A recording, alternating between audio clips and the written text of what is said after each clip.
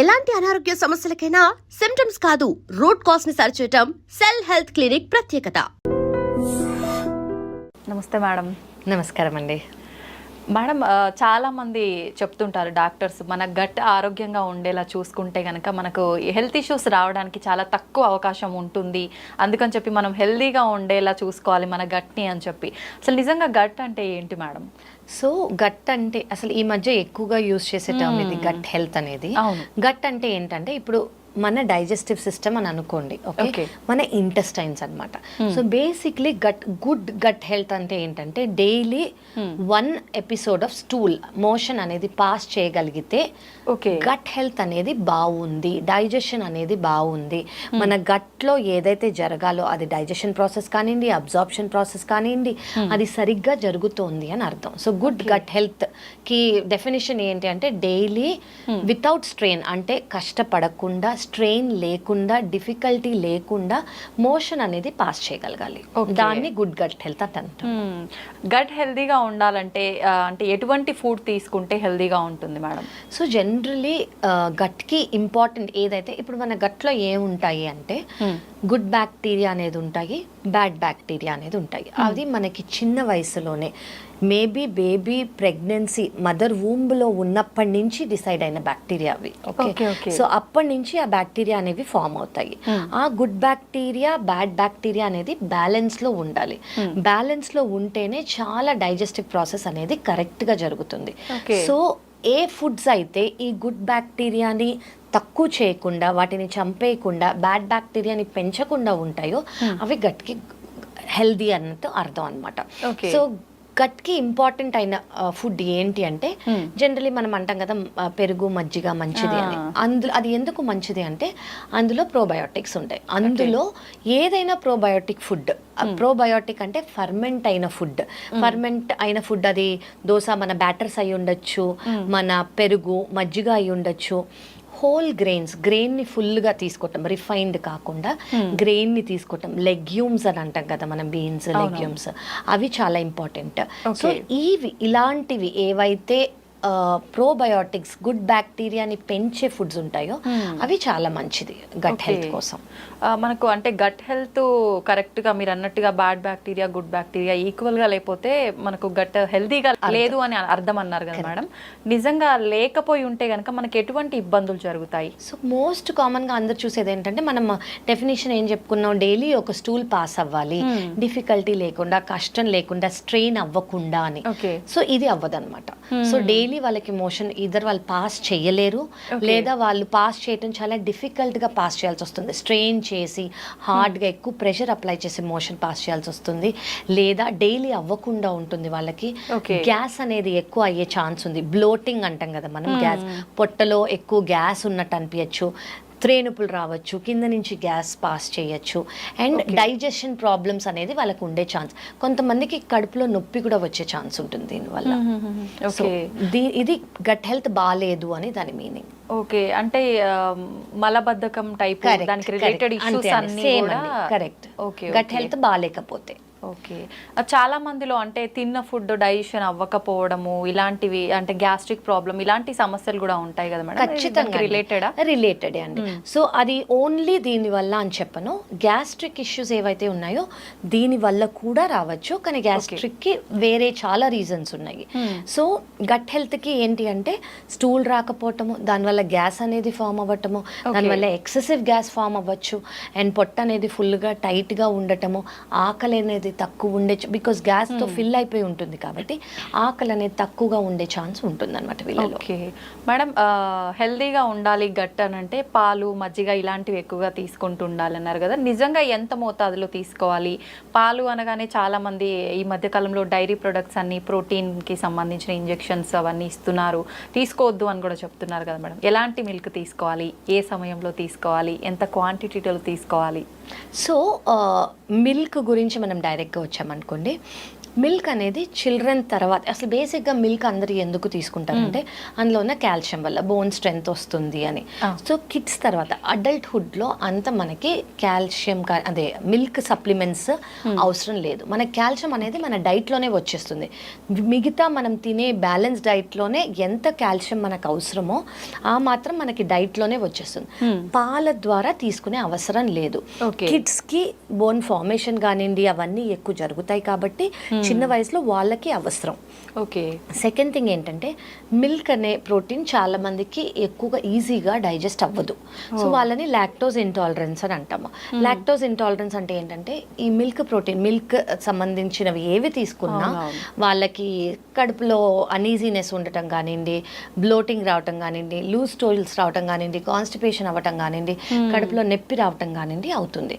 So ఎవరికైతే lactose intolerance ఉందో అంటే లేదా వాళ్ళకు ఉందో లేదో అని తెలియకపోతే పాల రిలేటెడ్ థింగ్స్ తీసుకున్నారు వాళ్ళకి ఇలా అయింది అంటే వెంటనే వాళ్ళకి ఇంటాలరెన్స్ ఉన్నట్టు అర్థం. ఎందుకు వస్తుంది మేడం? ఇది చాలా రీజన్స్ ఉంటాయండి. అది మన జెనెటిక్ గా ఎన్నో రీజన్స్ ఉంటాయి దీనికి. సో ఇవి అవాయిడ్ చేసుకుంటూ వీళ్ళలో అవాయిడ్ చేయొచ్చు. అలా అని చాలా మంది తీసుకోవాలా తీసుకోవద్దా అంటే మిల్క్ అనేది అడల్ట్లో అంత అవసరం లేదు. సో మీరు తీసుకోవాలి అని అనుకుంటే ఎస్ కర్డ్ అనేది చాలా మంచిది. It's probiotic. మనం ఇందాక చెప్పుకున్నట్టు గుడ్ బ్యాక్టీరియాని ప్రొడ్యూస్ చేస్తుంది.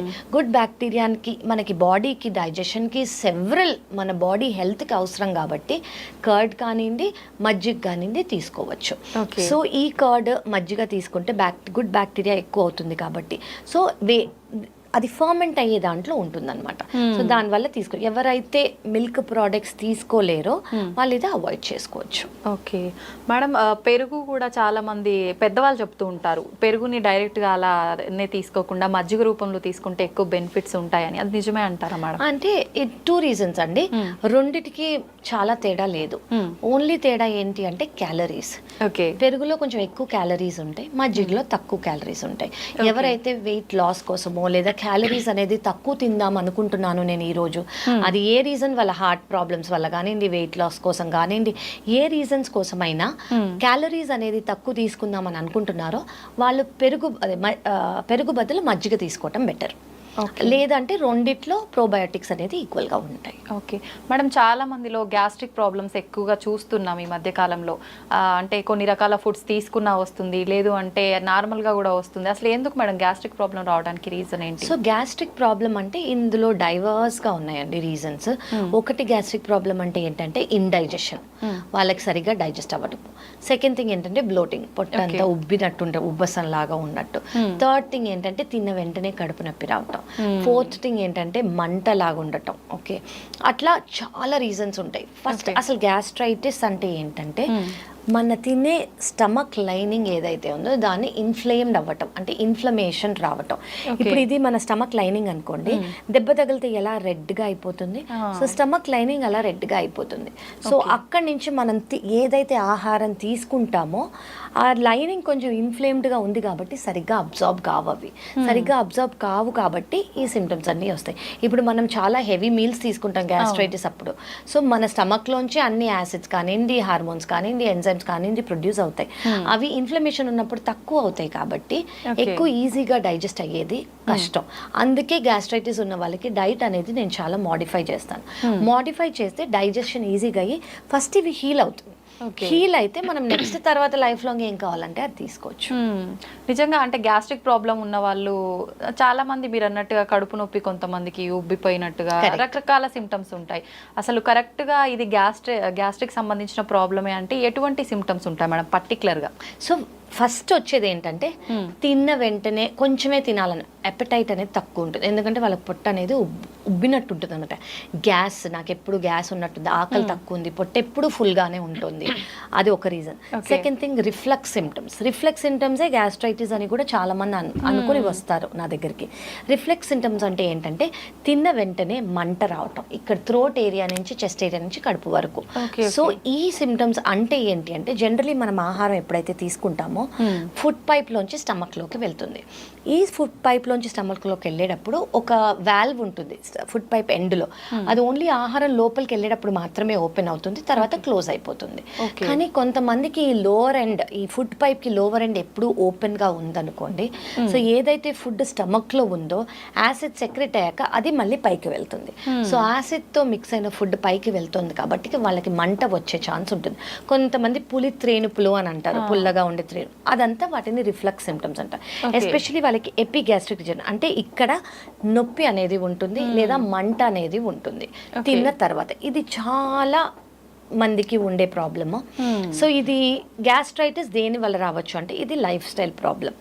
మనం ఏం తీసుకుంటున్నామో స్ట్రెస్ అనేది ఎక్కువ ఉంటే గ్యాస్ట్రైటిస్ వచ్చే ఛాన్స్ ఉంటుంది. ఎగ్జాక్ట్లీ మనం తినే ఆహారాలు ఏదైతే తీసుకోకూడదో అది తీసుకున్నారనుకోండి గ్యాస్ట్రైటిస్ వచ్చే problem.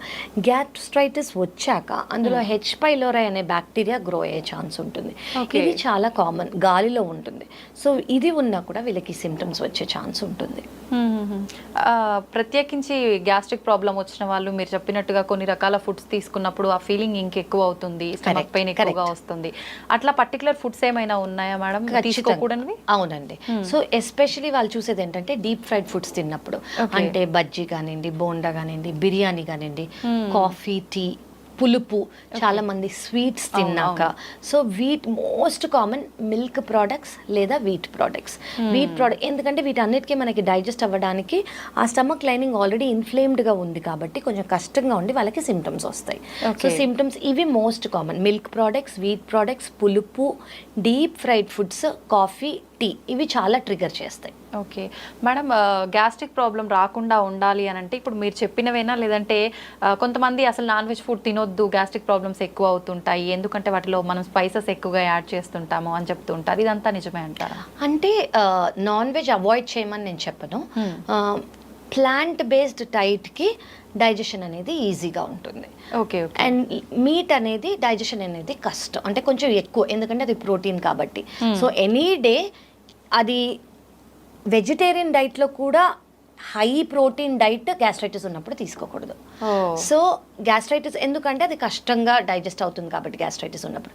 So non veg anyways మనకి ఎక్కువ ప్రోటీన్ ఉంటుంది కాబట్టి అది మసాలా అవన్నీ ఒక రీజన్, బట్ రియల్ రీజన్ ఏంటంటే అది మన డైజెషన్ ప్రాబ్లమ్. సో అవాయిడ్ చేస్తే గుడ్, బట్ అవాయిడ్ చెయ్యాలని లేదు. కొంతమందికి బాగానే పడుతుంది, కొంతమందికి పడదు. సో ఈజీగానే డైజెస్ట్ చేసుకోగలుగుతోంది వాళ్ళ స్టమక్ అనుకుంటే వాళ్ళు కంటిన్యూ చేయొచ్చు. ఓకే, దానివల్ల గ్యాస్ట్రైటిస్ పెరగటం అవ్వదు, ఉండదు. ఓకే మేడం, ఆల్కహాల్ తీసుకునే వారిలో కూడా గ్యాస్ట్రిక్ ప్రాబ్లం వచ్చే అవకాశం ఉంటుంది? ఖచ్చితంగా వస్తుందండి. ఆల్కహాల్ అంటే అది ఒక యాసిడ్. సో యాసిడ్ అనేది తీసుకుంటే వాళ్ళకి ఖచ్చితంగా గ్యాస్ట్రిక్ ప్రాబ్లం వస్తుంది. సో వీళ్ళకి ఏంటంటే డైరెక్ట్ మన food pipe plus stomach lining and intestine lining మీద ఆల్కహాల్ వెళ్తున్నట్టు. సో దాని వల్ల ఖచ్చితంగా గ్యాస్ట్రైటిస్ లేదా ఈసోఫేజైటిస్ అంటాం. ఫుడ్ పైప్ని ఎఫెక్ట్ చేస్తే ఈసోఫేజైటిస్ అంటాం. First part of the duodenum స్టమక్ని దాన్ని డియోడినైటిస్ అంటాం. సో ఇవన్నీ వచ్చే ఛాన్స్ ఉంటుంది. మేడం, ఇందాక మీరు చెప్పారు అంటే పర్టికులర్ కొన్ని ఫుడ్స్ తీసుకున్నప్పుడు కొంతమందికి పడదు, పులుపు ఇలా రకరకాలుగా అని చెప్పి, కొంతమందిలో అంటే పప్పు తిన్నా పడదు, కొన్ని వెజిటబుల్స్ తిన్నా పడదు. అలాంటప్పుడు ఆ ఫుడ్ని స్కిప్ చేయడమే బెటర్ అంటారా మేడం? సో పప్పు మనం అనుకున్నట్టు ప్రోటీన్. సో ఏవైతే హై ప్రోటీన్ ఉంటాయో వాటిని కొన్ని రోజులు ఇది హీల్ అయ్యేంత వరకు పక్కకు పెడితే ఇప్పుడు మనకి దెబ్బ తగిలింది అనుకోండి, ఆ దెబ్బ తగిలిన చోటే మనం ఎక్కువ వర్క్ ఇస్తున్నాం, ప్రెషర్ పెడుతున్నాం అనుకోండి, ఫస్ట్ దాన్ని సిమ్టమ్స్ తీయటం కాకుండా దానికి ఎక్కువ ప్రెషర్ ఇస్తున్నాం. సో ఏదైతే ఈజీలీ డైజెస్టబుల్ ఫుడ్స్ ఉంటాయో అవి తింటే హీలింగ్ ప్రాసెస్ కి మనం హెల్ప్ చేసిన వాళ్ళం అవుతాం. దాని వల్ల గ్యాస్ట్రైటిస్ పెరగదు. సో అది మేడం, చాలా మంది గ్యాస్ట్రిక్ ప్రాబ్లం ఉంది అని తెలిసి కూడా అంటే చాలా వరకు ఇంట్లో చిన్న చిన్న టిప్స్ ఏమన్నా పాటించుకుంటూ అలా డిలే చేస్తూ ఉంటారు డాక్టర్ దగ్గరికి వెళ్లకుండా. అలా డిలే చేయడం వల్ల అంటే ఇది పెరిగే అవకాశం ఉంటుంది? ఖచ్చితంగా ఉంటుందండి. ఎందుకంటే ఇది మనం దేనికైనా ఖచ్చితంగా అడ్రస్ చేసే మెడికేషన్స్ అనేవి ఇవి ఎప్పుడో ఎన్నో ఏళ్ళగా ఉన్న ప్రాబ్లమ్స్, ఇది కొత్త ప్రాబ్లం కాదు. అందరి అడ్రస్ అయ్యి ట్రీట్మెంట్ తీసుకొని కంప్లీట్గా నార్మల్ అయిన వాళ్ళు ఉన్నారు. సో మనం డీలే చేస్తున్న కొద్దీ ఏమవుతుందంటే గ్యాస్ట్రైటిస్ అంటే ఇన్ఫ్లమేషన్ వస్తుంది. దాని తర్వాత ఏమవుతుందంటే అది ఇంకా పెరిగి కొంతమందికి అల్సర్స్ వచ్చే ఛాన్స్ ఉంటుంది. అల్సర్కి నెక్స్ట్ స్టేజ్ ఏంటంటే అల్సర్ ట్రీట్ చేయలేదు, అందులో బ్యాక్టీరియా గ్రో అయింది అనుకోండి, చాలా తక్కువ మంది పర్సంటేజ్ వాళ్ళకి క్యాన్సర్ వచ్చే ఛాన్స్ ఉంటుంది, లేదా స్టమక్ లైనింగ్ కొంచెం చేంజ్ అయ్యే ఛాన్స్ ఉంటుంది. సో ఎప్పుడైనా గ్యాస్ట్రైటిస్ ఉంది, సిమ్టమ్స్ ఉన్నాయి అంటే వీఆర్ ఆల్వేస్ దేర్, మా దగ్గరకు వచ్చి ఒక కన్సల్టేషన్ తీసుకుంటే సరిపోతుంది. ఓకే, దీంట్లో కూడా అంటే మీరు అన్నారు అల్సర్ తర్వాత క్యాన్సర్ స్టేజెస్ ఉంటాయా మేడం? ఇట్లా వీటిలో ఎంతకాలం మనము అంటే డిలే చేస్తే అల్సర్గా మారే అవకాశం ఉంటుంది? ఎప్పుడైనా ఇప్పుడు మీరు ఆల్కహాల్ వల్ల అని అంటున్నారు అనుకోండి, ఆల్కహాల్కి ఏంటంటే డైరెక్ట్గానే చాలా మందికి లైనింగ్ అనేది బ్రేక్ లాగా వస్తుంది, ఈసోఫేగస్ ఫుడ్ పైప్ లైనింగ్. ఆ ఫుడ్ పైప్ లైనింగ్ లో బ్రేక్ వచ్చింది అనుకోండి, దాన్ని మ్యాలరీ వేస్ టేర్ అంటాము. టేర్ లోంచి వాళ్ళకి బ్లడ్ వామిటింగ్ వచ్చే ఛాన్స్ ఉంటుంది, లేదా ఆ లైనింగ్ ఇన్ఫ్లమేషన్ వచ్చి ఈసోఫేజస్ దానివల్ల నొప్పి, తినలేకపోవటము ఇవన్నీ వస్తాయి అన్నమాట. సో ఒక కంటిన్యూస్గా ఆల్కహాల్ తీసుకుంటున్నారు మోర్ దెన్ 10 years అని అనుకోండి, ఖచ్చితంగా వాళ్ళకి లివర్ ప్రాబ్లమ్సే వస్తాయి. సో ఈ inflammation in the food pipe and stomach అనేది with in few years 2 to 3 years ఈజీగా వచ్చేస్తాయి. వాళ్ళు ఎంత అమౌంట్ ఆఫ్ ఆల్కహాల్ తీసుకుంటున్నారు, ఎంత డ్యూరేషన్, ఎంత ఫ్రీక్వెన్సీ అనేది చాలా ఇంపార్టెంట్. ఓకే మేడం, చాలా మంది ఇప్పుడు డైట్ చేసే వాళ్ళు కానీ కొంతమంది హెల్త్ కాన్షియస్ ఎక్కువ ఉన్న వాళ్ళు రా వెజిటబుల్స్, బాయిల్డ్ వెజిటబుల్స్ ఇలా తీసుకుంటూ ఉంటారు. గ్యాస్ట్రిక్ ప్రాబ్లం ఉన్నప్పుడు ఈ రకంగా తీసుకోవచ్చు? ఖచ్చితంగా తీసుకోవచ్చండి. నేను జనరల్ గా చెప్పేది ఏంటంటే ఒక ఫుడ్ జర్నల్ ఫాలో అవ్వమని చెప్తాను. ఫుడ్ జర్నల్ అంటే ఏంటంటే మీరు ఏమైనా తింటున్నారు అనుకోండి, సిమ్టమ్స్ వచ్చాయి అంటే అది అవాయిడ్ చేయండి. మీరు ఏమైనా తింటున్నారు, సిమ్టమ్స్ రాలేదు, అది కంటిన్యూ చేయండి. అంటే మీ బాడీయే మీకు ఒక ఆన్సర్స్ ఇస్తూ ఉంటుంది, ఇది నాకు పడదు, ఇది కొంచెం తినడానికి టైం ఇవ్వండి, నేను మొత్తం హీల్ అయ్యాక మీరు తినచ్చు అని. సో ఫుడ్ జర్నల్ అనేది ఒక వీక్ 10 days ఖచ్చితంగా ఫాలో అయ్యామనుకోండి, మనకి ఆటోమేటిక్గా అర్థమైపోతుంది ఏది మనకి పడట్లేదు అని. అదొక 3 months గ్యాప్ ఇచ్చుకొని అది మొత్తం గ్యాస్ట్రైటిస్ హీల్ అయ్యాక మళ్ళీ రీస్టార్ట్ చేస్తే మోస్ట్లీ లైఫ్ లాంగ్ తినచ్చు వాళ్ళది. ఓకే మేడం, నిజంగా మన డైట్ కరెక్ట్ గా లేకపోతే కూడా గ్యాస్ట్రిక్ ప్రాబ్లం వచ్చే అవకాశం ఉంది. ఏ రకంగా ఉండాలి మేడం మన ఫుడ్ డైట్ అనేది? అంటే నేను ఫస్ట్ ఏవి తినకూడదు నేను ఓపెన్ గా చెప్తాను. రిఫైన్డ్ షుగర్స్, షుగర్స్, మరీ refined sugars, cold beverages, cold drinks వాటిలలో, and saturated fats, red meats కానివ్వండి, డీప్ ఫ్రైడ్ ఫుడ్స్ కానివ్వండి, వాటి రీయూజ్డ్ ఆయిల్లో చేసినవి ఏ ఫుడ్స్ అయినా ఇవన్నీ గ్యాస్ట్రైటిస్ కి మంచిది కాదు. సో వీటిల్లో ఏంటంటే ప్రాసెస్డ్ ఫుడ్స్ అంటాం కదా, ప్రాసెస్డ్ ఫుడ్స్ ఇవన్నీ దే ఆర్ నాట్ గుడ్ అనమాట. ఇవి అవాయిడ్ చేసి ట్రైట్ ఎంత మటుకు కుదిరితే అంత హోమ్ ఫుడ్, బ్యాలెన్స్ డైట్. అప్పుడప్పుడు కావాలంటే బయట నుంచి తినొచ్చు, కానీ అది ఎంత తింటున్నారు, ఎంత ఫ్రీక్వెంట్ గా తింటున్నారు అనేది చూసుకోవటం చాలా ఇంపార్టెంట్. పచ్చళ్ళు చాలా మంది ఎక్కువగా తింటుంటారు మేడం, అది తినడం కరెక్టే అంటారా? సో పికిల్ ఫుడ్స్ కి వాటి బెనిఫిట్స్ ఉన్నాయి, వాటి సైడ్ ఎఫెక్ట్స్ ఉన్నాయి. పికిల్ ఫుడ్స్ ఏంటంటే ఫర్మెంటెడ్ ఫుడ్స్. కొన్ని ఫర్మెంటెడ్ ఫుడ్స్ అంటే వాటిలో ప్రోబయోటిక్స్ ఉంటాయి, మంచి బ్యాక్టీరియా ఉంటుంది. సో కరెక్ట్ అమౌంట్ లో మరీ ఫ్రీక్వెంట్ గా తీసుకోకుండా అప్పుడప్పుడు తీసుకుంటే మంచిది, ఎందుకంటే అవి helps in digestion. And green chilli కూడా it has a special effect that అది ఎఫెక్ట్ ఏంటి, ఎఫెక్టివ్ గా డైజెషన్ హెల్ప్ చేస్తుంది అని. కానీ అదే పికిల్ మనం రోజు తీసుకున్నాం, దాంట్లో ఉన్న ఎక్స్ట్రీమ్ సాల్ట్ కంటెంట్ కానివ్వండి, దాంట్లో ఉన్న కారం కానివ్వండి, స్టమక్ లైనింగ్ అంత మంచిది కాదు.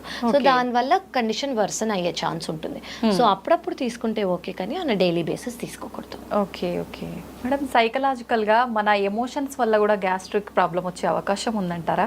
అవునండి, మన gut health is directly related to brain. అంటే బ్రెయిన్ హెల్త్, ఎమోషన్స్, స్ట్రెస్ వల్ల కూడా గట్ అనేది ఇంపాక్ట్ అయ్యే ఛాన్స్ ఉంది. సో దీన్ని మనం గట్ బ్రెయిన్ యాక్సెస్ అంటాం అనమాట. సో దీనివల్ల దీని మీనింగ్ ఏంటి అంటే మనం ఇందాక మాట్లాడుకున్నట్టు good bacteria, bad bacteria. So ఈ కండిషన్స్ లో ఏమవుతుందంటే బ్యాడ్ బ్యాక్టీరియా అనేది పెరిగిపోయి గుడ్ బ్యాక్టీరియా అనేది తగ్గుతుంది. సో దీన్ని గట్ మైక్రోబయా డిస్బయోసిస్ అని అంటాము. డిస్బయోసిస్ అంటే ఇంబ్యాలెన్స్. సో దీనివల్ల మనం ఇందాక చెప్పుకున్న యూస్ఫుల్ ఎఫెక్ట్స్, గుడ్ బ్యాక్టీరియా వల్ల డైజెషన్ కానివ్వండి, యూస్ఫుల్ ఎఫెక్ట్స్ ఏవైతే ఉన్నాయో అవన్నీ జరగక గ్యాస్ట్రిక్ ప్రాబ్లమ్స్ అనేవి ఖచ్చితంగా వస్తాయి. సో ఇట్ ఈస్ ఇంపార్టెంట్ తినే వాళ్ళకి, అంటే other then eating healthy, physical హెల్తే కాకుండా మెంటల్ హెల్త్ కూడా ఇంపార్టెంట్ ఫర్ డైజెషన్ అనేది తెలుసుకోవాలి. ఓకే, ఇది నిజంగా చాలా ఇంపార్టెంట్ పాయింట్ మేడం. కరెక్ట్, ఖచ్చితంగా. చాలా మంది డైట్ మెయింటైన్ చేసినా ఏం చేసినా నిజంగా చాలా ఎక్కువగా ఆలోచించడము, స్ట్రెస్ లో ఉండటము, అది దేని వల్ల కానివ్వండి. సో ఆ స్ట్రెస్ రిలేటెడ్ వల్ల కూడా ఖచ్చితంగా ఎమోషనల్ వేరియేషన్స్ వల్ల గట్ హెల్త్ అనేది ఎఫెక్ట్ అవుతుంది. సో మీరు ఓన్లీ ఫిజికల్ హెల్త్ కాకుండా మెంటల్ హెల్త్ కూడా కలిసి మీరు చేస్తేనే మీ డిజైర్డ్ రిజల్ట్స్, అది వెయిట్ కానివ్వండి, హెల్త్ కానివ్వండి ఉంటుంది. ఓకే మేడం, చాలా మంది ఎర్లీ మార్నింగ్ బ్రష్ చేయకుండానే అంటే సరిగా బ్రష్ చేయరు, వెంటనే టీలు కాఫీలు అలాగే తాగేస్తుంటారు, ఇలాంటి వాళ్ళకు కూడా గ్యాస్ట్రిక్ ప్రాబ్లం వచ్చే అవకాశం ఉందంటారా? యాక్చువల్లీ ఉందండి. సో సో బేసిక్లీ మనం బ్రష్ ఎందుకు చేసుకుంటామంటే మనకున్న జర్మ్స్, టీత్లో ఉన్న జర్మ్స్ కానివ్వండి, మైక్రోబయాటా కానివ్వండి, పోవడానికి. అవును. సో అది మనము బ్రష్ చేసుకోకుండా తిన్నారనుకోండి, ఆ మైక్రోబయాటా స్టమక్లోకి, మన డైజెషన్ సిస్టంలోకి వెళ్తుంది. సో దానివల్ల ఖచ్చితంగా గ్యాస్ట్రిక్ ఇష్యూస్ వస్తాయి. So it is a very well known fact. అందుకే ఇప్పుడు వెరీ మోడర్న్ వరల్డ్లో బెడ్ కాఫీ, బెడ్ టీ అనేది చాలా కామన్, కానీ it is not advisable. Okay okay, చూడండి అయితే అందరూ బెడ్ కాఫీలు, బెడ్ లేవగానే బ్రష్ చేయకుండా తినటాలు తాగటాలు చేసే వాళ్ళంతా జాగ్రత్త. కరెక్ట్, వెరీ ట్రూ అండి. అయితే నిజంగానే మనం తెలియక కొన్ని ఇలాంటి చిన్న చిన్న మిస్టేక్స్ చేయడం వల్లే రకరకాల చాలా మంది అసలు ఆలోచించారు, నేను ఏం చేస్తున్నా, నేను అంతా కరెక్ట్ గా ఫాలో అవుతున్నా కదా అని అనుకుంటారు. బట్ ఈ స్లైట్ చేంజెస్ ఏవైతే ఉన్నాయో అవి ఒక్కటి మనం అవాయిడ్ చేస్తే I think it will be good. Thank you madam, thank you very much, చాలా మంచి information. Thank you so much.